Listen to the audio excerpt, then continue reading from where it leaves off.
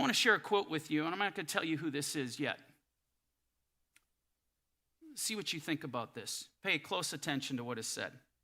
The day will come when I shall hold up against these 10 commandments the tables of a new law, and history will recognize our movement as the great battle for humanity's liberation, meaning we're being oppressed, a liberation from the curse of Mount Sinai. This is what we are fighting against: the masochistic spirit of self-torment, the curse of so-called morals, idolized to protect the weak from the strong, against the so-called 10 commandments. Against them, we are fighting.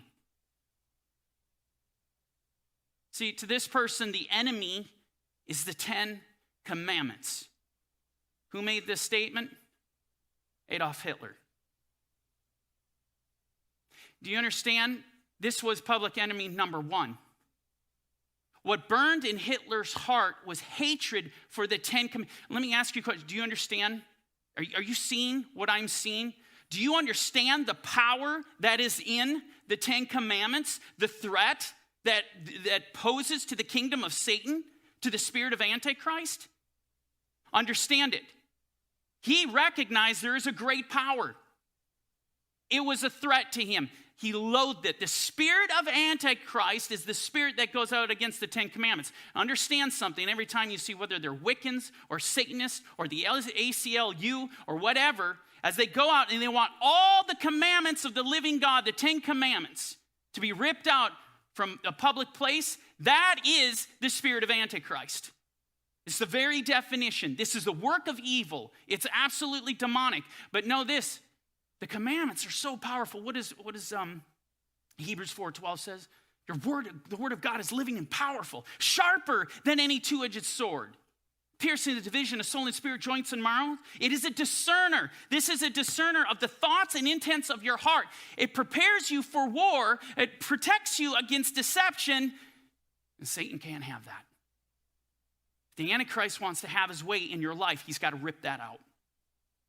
He's got to get rid of those. You cannot be seeing the 10 commandments.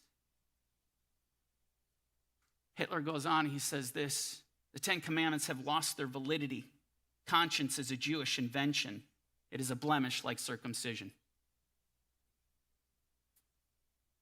The 10 commandments have lost it. You know, it's always fascinated me how Hitler directly correlates conscience with the 10 commandments.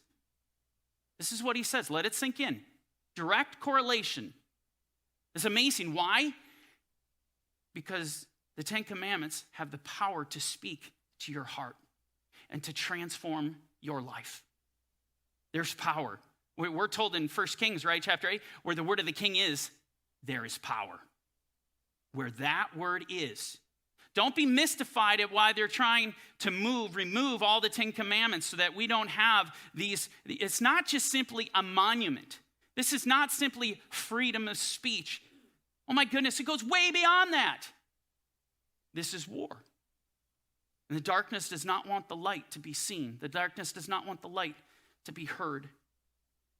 And even scarier than all that, what troubles me the most is this statement: the 10 commandments have lost their validity. That's the very narrative that has crept into the churches.